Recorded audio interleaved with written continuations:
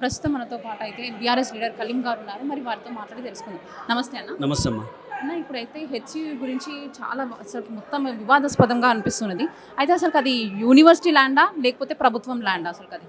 ఇప్పుడు ఇది ఎవరి ల్యాండ్ అన్నది పక్కన పెడితే దీన్ని మనం ఒకసారి క్షుణ్ణంగా పరిశీలిస్తే ఈరోజు పర్యావరణ ప్రేమికులు ఎట్లయితే కొట్లాడతారో క్లైమేట్ కంట్రోల్ గురించి పెద్ద పెద్ద సమాఖ్యలు, కమిషన్స్, సమావేశాలు ప్రపంచం మొత్తం గ్లోబల్ వార్మింగ్ అంటూ ఏదైతే జరుగుతాయో దానికి మించిన ఉత్తేజం ఈరోజు ఆ విద్యార్థులు చూపించారు. వాళ్ళకు ఆ భూములు క్యాంపస్ గురించి వాళ్ళు అడగట్లా. దాని బయోడైవర్సిటీ, దాని ఇకోసిస్టమ్ డ్యామేజ్ అవుతుంది. అందులో ఉన్న స్పీసెస్, అందులో ఉన్న జింకలు, నెమళ్ళు అన్నీ చనిపోతున్నాయి. వన్యప్రాణాలే కాకుండా హైదరాబాద్ ఇకోసిస్టమ్ మొత్తం ఇంబ్యాలెన్స్ అవుతుంది. ఈరోజు ఢిల్లీ లాంటి ఉత్తమమైన నగరాలు కాలుష్యంలో ఈరోజు కురుక్కుపోయినాయి.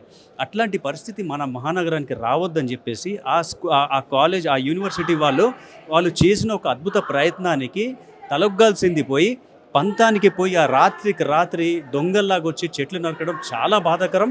ఈరోజు ఆ ల్యాండ్ ఇప్పుడే నాకు అందిన సమాచారం ప్రకారంగా సుప్రీంకోర్టు ఇంత కొద్దిసేపటి క్రితమే మళ్ళీ ఆర్డర్స్ వచ్చే వరకు కూడా చెట్లు నరకడం ఇమ్మీడియట్లీ ఆపేయండి అని చెప్పేసి ఇప్పుడు లేటెస్ట్ కూడా వచ్చింది. ఇప్పుడు పాయింట్ ఏంటంటే ఏది చేసినా కూడా ప్రభుత్వం మీరు అఖిలపక్షం పిలవండి, విద్యార్థుల వాళ్ళని పిలవండి, యూనివర్సిటీకి మీరు రండి. 400 ఎకరాలు లేవని చెప్తున్నారు, మీరు అంత చెట్లు లేవు, బయోడైవర్సిటీ లేదని బట్టి విక్రమార్ గారు చెప్తున్నారు. గుంటనక్కలు ఉన్నాయి అని చెప్పేసి సీఎం గారు అంటున్నారు. అక్కడ నెమళ్ళు ఉన్నాయా, జింకలు ఉన్నాయా, పిచ్చుకలు ఉన్నాయా, లేకపోతే గుంటనక్కలు ఉన్నాయా అని ఆయన బయటకు వచ్చి ఆయన ఒకసారి క్యాంపస్లోకి వస్తే తెలుస్తుంది. అంతే తప్పించి ఈరోజు కేసీఆర్ గారు అద్భుతంగా ఒక్కొక్క మొక్కను ఎంత హరితహారంలో కొన్ని కోట్ల మొక్కలు తెచ్చుకొని ఈరోజు ఇంత గ్రీన్ లష్ మనం పెంచుకుంటే ఉన్న పలంగా మీరు 400 ఎకరాలు మీరు చెట్లు నరికేస్తే ఎంత ఇన్బ్యాలెన్స్ అవుతుందన్నది ఒక బేసిక్ కామన్ సెన్స్ ఒక చిన్న పిల్లాడు కూడా అర్థమవుతుంది క్లైమేట్ ఎంత డ్యామేజ్ అవుతుందని.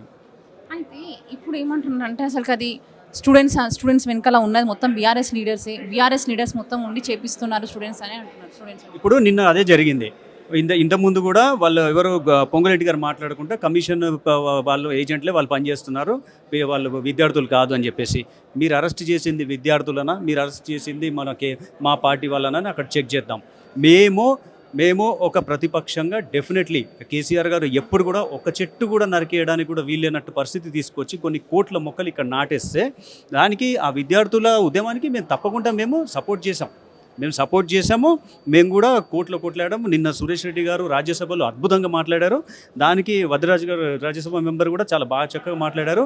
మా సపోర్ట్ విద్యార్థులతో ఉంటుంది, విద్యార్థులకు ఉంటుంది, హెచ్సియు వాళ్ళకు ఉంటుంది. కానీ దానికి మా బీఆర్ఎస్ డైరెక్ట్ లైవ్లో వచ్చేసి మేము అక్కడ ఆందోళన పెట్టాము, కమిషన్ ఏజెంట్లను మేము పెట్టామంటే ఇది చెప్పిన వాళ్ళకి మనం హెచ్సియుకి వెళ్దాం, విద్యార్థులను ముందు తీసుకొద్దాం. మీరు అరెస్ట్ చేసిన వాళ్ళు విద్యార్థుల లేకపోతే బీఆర్ఎస్ పంపిన కమిషన్లను ఏజెంట్లను మీరు చెప్తున్నారా తెలుసుకుందాం. మీరు ఎందుకు అక్కడ లోపల మాట్లాడుతున్నారు? మీరు బయటకు వచ్చి క్యాంపస్కి వద్దాం. అక్కడ జెన్యూన్గా ఉద్యమం చేసేది విద్యార్థుల లేకపోతే మిగతా బయట వాళ్ళు ఇతరులన్నా తెలిపోతుంది కదా. మీరు అనవసరంగా మీరు ఇన్ని అబండాలు వేసే బదులు మీరు డైరెక్ట్ క్యాంపస్కి వస్తే తెలిసిపోతుంది కదా. అదొక అడవి కాదు, జస్ట్ ఒక భూమి. ఆ భూమిలో చెట్లు వెలిసినాయి కాబట్టి అంతే అని అంటున్నారు. కానీ అదొక అడవి, వన్యప్రాణులు ఉన్నాయి అని కూడా అన్నట్లేదు కదా రేవంత్ రెడ్డి గారు. మనం ఇప్పుడు సాధారణంగా ఈకోసిస్టమ్ ఎట్లా పెరుగుద్దామా, వెన్ ఇట్ ఈస్ ఓపెన్లీ అట్లా ఉండిందంటే మొక్కలు వస్తుంటాయి, కొన్ని వందల వేల ఎకరాలు స్ప్రెడ్ అవుతుంది. ఎవరన్నా ఇట్లా వేల ఎకరాలు వేసుకుంటూ పోతారా? పోరు కదా. అంటే అటవీ ప్రాంతం ఉన్నది ఎట్లా ఎక్స్పాండ్ అవుద్ది? ఇట్స్ న్యాచురల్ ప్రాసెస్ కాబట్టి. రెండోది అందులో 2 పాండ్స్ ఉన్నాయి. బటర్ఫ్లై మన బర్డ్స్ పాండ్ ఉంది, మళ్ళీ బఫెల్లో పాండ్ ఉంది, మళ్ళీ కొన్ని వందల చెట్లు ఉన్నాయి, మళ్ళీ ఎంత యూనిక్ రాక్ స్టోన్స్ ఉన్నాయంటే కొన్ని వందల సంవత్సరాల క్రితం రాక్ స్టోన్స్ ఉన్నాయి. హైదరాబాద్ నడి రోడ్డు మీద ఈరోజు అర్ధరాత్రి ఎవరైనా నెమళ్ళు, జింకలు పట్టుకొస్తారా? మీకు ప్రూఫ్తో పాటు చూపించాం మేము అక్కడ ఉన్నాయని చెప్పేసి. అంటే దాన్ని కూడా మీరు మీ భూదాహం ఏ రేంజ్లోకి వెళ్ళిపోయిందంటే మీ ఢిల్లీ బాసులకు బ్యాగులు మోయడానికి మీరు కళ్ళు మూసుకొని మీరు ఇక్కడ చేస్తున్న ఒక రియల్ ఎస్టేట్ దందా ఎవరికైనా పిల్లలకు కూడా అర్థమవుతుంది. మీరు ఏదైనా చేయాలనుకుంటే మీరు అసెంబ్లీలో చర్చ పెట్టండి, మీరు డిస్కస్ చేయండి, మీరు అఖిలపక్షం పిలవండి, విద్యార్థి సంఘాలను, హెచ్సియు వాళ్ళని పిలవండి, దాని సరౌండింగ్స్లో ఉన్న రెసిడెన్షియల్స్ని పిలవండి. దీనివల్ల ఇకో సిస్టమ్ ఇంత డ్యామేజ్ అవుతుంది, దీన్ని ఎట్లా మనం కాపాడుకుందాం. ఓకే, మీరే అన్నారు ఇది హెచ్సియు భూములు కాదు అన్నప్పుడు మీరు ఆల్టర్నేట్ భూములు ఉన్న 397 ఎకరాలు ఎట్లా ఇచ్చారు మరి? When it is not your land, how come it is possible to allocate the other land? అంతే కదా. సో ఇప్పుడు మళ్ళీ కోర్టు కూడా ఇంత జెన్యూన్గా ఇప్పుడే సుప్రీంకోర్టు అత్యుత్తమ న్యాయస్థానం కొన్ని క్షణాల క్రితమే మళ్ళీ నెక్స్ట్ ఆర్డర్ వరకు చెట్లు నరకొద్దని చెప్పింది. సో ఇక్కడ అందరూ కొట్లాడేది మన మన మన హైదరాబాద్ ఈకోసిస్టమ్ని కాపాడుకోవడానికి, అక్కడ ఉన్న స్పీసెస్ని కాపాడుకోవడానికి తప్పించి రేవంత్ రెడ్డి గారు చూస్తున్నది ఒకటి భూదాహం. దాన్ని అక్కడ స్కై క్రీపర్స్ కట్టాలి, మల్టీప్లెక్స్ కట్టాలి, మాల్స్ కట్టాలి, ఆయన రియల్ ఎస్టేట్ బ్రోకరిజం కంటిన్యూ చేయాలి. హెచ్యూ గురించి చెప్పాలంటే ముఖ్యమంత్రి ఎంత చిత్తశుద్ధితోనైతే పర్యావరణాన్ని నాశనం చేయాలనుకుంటుండో అదే చిత్తశుద్ధితో అదే బుల్డోజర్లు తీసుకొని ఎందుకు గడిచిన ఈ సంవత్సరాల కాలంలో ముఖ్యమంత్రి ఒక హాస్పిటల్ నిర్మించడానికి కానివ్వండి, ఒక స్కూల్ నిర్మించడానికి కానివ్వండి, అదే ఏదైనా ప్రభుత్వ రంగానికి సంబంధించింది ఏ దానికి కూడా చేయకుండా ఆగమేఘాలుగా ఏదైతే పూర్తి చేయలేకపోయిందో ఎందుకు పర్యావరణాన్ని నాశనం చేయడానికే మీ బుల్డోజర్లు పనిచేస్తున్నాయని కూడా నేను ముఖ్యమంత్రిని హెచ్చరిస్తున్నాను. అంటే మీరు ఏదైనా నిర్మాణమైన పని చేయండి, నిర్మించండి. ప్రజలకు కానివ్వండి, తెలంగాణ రాష్ట్ర ప్రజలందరికీ కూడా ఏదన్నా బాగు అయ్యే విధంగా మీరు ఏదన్నా నిర్మించాలి. ఇప్పుడు హైడ్రా తెచ్చి పేద ప్రజల మీద కొట్టినారు. ఇప్పుడు ఏదైతే ఈ 400 ఎకరాలను ఏదైతే తెచ్చి భూమిని మీరు సేకరించి ఈరోజు అక్కడ ఉన్న జంతు పశు పక్షులని మీరు అది విధ్వంసం చేస్తారు. మీరు విధ్వంసమే తప్ప ఈ 15 నెలల కాలంలో ఎప్పుడు కూడా అభివృద్ధి వైపు మీ అడుగు పడిందా? ఇదే వేగవంతంలో కానీ ఏ హాస్పిటల్ కట్టినో కేసీఆర్ గారు వరంగల్లో నిర్మించారు, భూమి పూజ చేశారు. హాస్పిటల్ కట్టడంలో చొరవ చూపించండి, దానిపైన మీరు దృష్టి సాధించండి తప్ప రియల్ ఎస్టేట్ బ్రోకర్ పనులు ఏదైతే నువ్వు గతంలో ఎమ్మెల్యేగా జెడ్పీ చైర్మన్గా ఏదైతే పదవులు అనుభవించినో అది కాదు. ఇప్పుడు ఈ రాష్ట్రానికి నువ్వు ముఖ్యమంత్రి, ఈ రాష్ట్రానికి ఒక పెద్ద దిక్కు కాబట్టి నువ్వు అధికారంలో ఉన్నావు, నీ తర్వాత ఇంకో ముఖ్యమంత్రులు కూడా వస్తారు. అది కాదు, పర్యావరణాన్ని కాపాడుతూ డెవలప్మెంట్ చేయండి. మీరు 4th సిటీ నీ తమ్ముళ్ళకి నీ కుటుంబ సభ్యులకి డబ్బులు చేకూర్చాలి, లేకపోతే రాహుల్ గాంధీకి డబ్బులు పంపించాలని చెప్పి ఈ భూమి సేకరణ చేసి రియల్ ఎస్టేట్ బ్రోకర్ లాగా చేయకండి. మీరు ముఖ్యమంత్రి మీద ఏదైతే స్థానం ఉందో ఆ స్థానంకి తగ్గట్టు వివరించాల్సిందిగా కోరుతున్నాం. అయితే ఇప్పుడు హెచ్యూ భూముల వెనకాల ఇప్పుడు ఉన్నది కూడా మీ ప్రతిపక్ష నేతలు అని కూడా అంటున్నారు. మరి అది ఎంతవరకు వాస్తవం? లేదండి, ఖచ్చితంగా మీ ప్రతిపక్షం పోరాడాలనుకుంటే మేము ఇప్పటివరకు హెచ్యూ దగ్గరికి వెళ్ళింది లేదు కేటీఆర్ గారు ఎంతసేపు. ఎందుకంటే స్వచ్ఛందంగా అక్కడ ఉన్న యూనివర్సిటీ ప్రజలు కొట్లాడుతున్నారు ఆ విద్యార్థులు కాబట్టి వాళ్ళకి పూర్తిగా మద్దతు తెలుపుతున్నాం తప్ప ఎక్కడ కూడా మేము పోయి దాన్ని రాజకీయం చేయాలనుకోలే. వాళ్ళ ధర్నాను మేము మలినం చేయదలుచుకున్నాం కాబట్టి అక్కడికి హెచ్యూ ప్రాంతానికి కూడా మేము పోలే. కేవలం బీఆర్ఎస్ పార్టీ నుంచి మద్దతు మాత్రమే తెలపడం జరుగుతుంది తప్ప స్వచ్ఛందంగా అక్కడ ఉన్న యూనివర్సిటీ విద్యార్థులే పోరాడుతున్నారు తప్ప ఇక్కడ చాలా మట్టుకు ఇప్పుడు సినీ ప్రముఖులు కూడా దానిపైన స్పందించడం జరుగుతుంది. ఖచ్చితంగా రానున్న రోజుల్లో ఇంకా చాలామంది కూడా స్పందించాలి. ఎందుకంటే పర్యావరణాన్ని కాపాడాల్సిన బాధ్యత యావత్ తెలంగాణ ప్రజలతో పాటు సినీ రంగం ప్రముఖులది ప్రతి ఒక్కరిది కూడా భాగ్యస్వామ్యమే.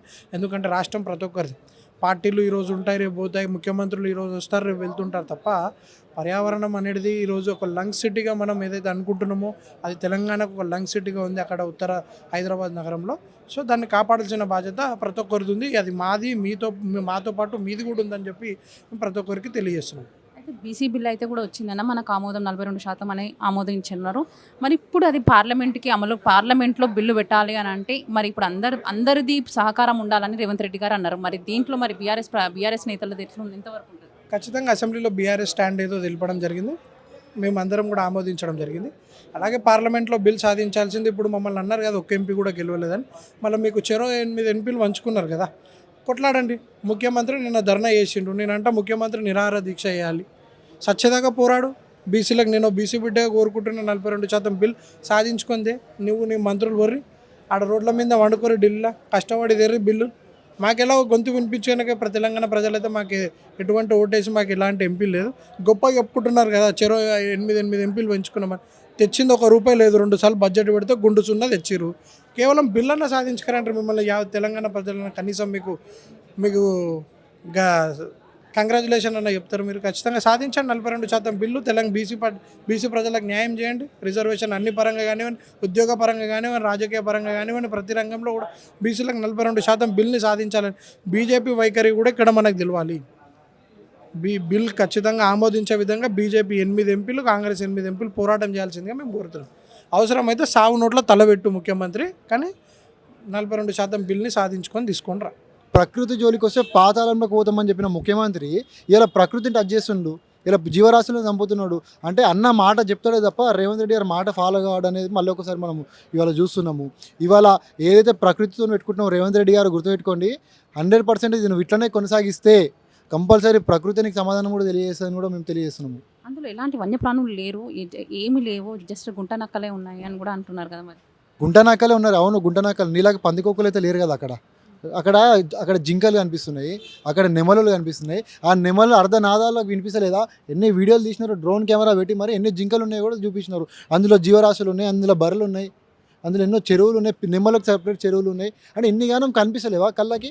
దాన్ని పెట్టుకొని రాత్రి 24/7 వందలాది జేసీబీలను పెట్టి, ఇవాళ బుల్డోజర్లను పెట్టి, ఇవాళ ల్యాండ్ని మొత్తం పుల్లింగ్ చేయాలనే అవసరం ఏమున్నది? ఇవాళ కాంగ్రెస్ ప్రభుత్వం ఇందిరమ్మ గారు ఇచ్చినారు 2,300 ఎకరాలు. దాంట్లో 400 ఎకరాలు కబ్జా చేసి ప్రైవేట్ సంస్థకి ఇచ్చి ఏం చేద్దాం అనుకుంటున్నారు రేవంత్ రెడ్డి గారు? ఏ ప్రభుత్వం అయిన తర్వాత వచ్చిన తర్వాత విద్యార్థులకు క్యాంపస్లకి జాగాలు ఇంకెక్కువ ఇవ్వు. అంతేగాని నువ్వు విద్యార్థుల పైన అసలు ప్రేమ చూపించకుండా ఇంకా క్యాంపస్ జాగాలు గుంజుకునే అర్హత నువ్వు ఎవరు? ఎన్నో రాష్ట్రాలు, ఇంకా వివిధ రాష్ట్రాలలో ఎన్నో సెంట్రల్ యూనివర్సిటీలు ఉన్నాయి, కానీ అక్కడెక్కడ జరిగింది ఈయన ఇక్కడ ఎందుకు కనబడ్డా? ఎందుకంటే భూ బకాసురులాగా, భూ కబ్జాదారులాగా భూములను గుంజుకుంటున్నాడు ఈ రేవంత్ రెడ్డి గారు.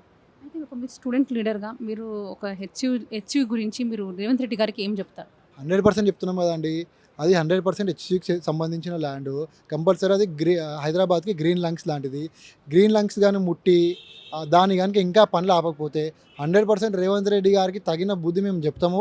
విద్యార్థి లోకం అందరం కలిసి ఒక్కొక్క విద్యార్థి 100% కాంగ్రెస్ ప్రభుత్వాన్ని దేశంలో ఎట్లనే లేదు, ఈ రాష్ట్రంలో కూడా మళ్ళీ ఇంకొకసారి రాకుండా మేము 100% చేస్తాం విద్యార్థి లోకం అందరూ కలిసి.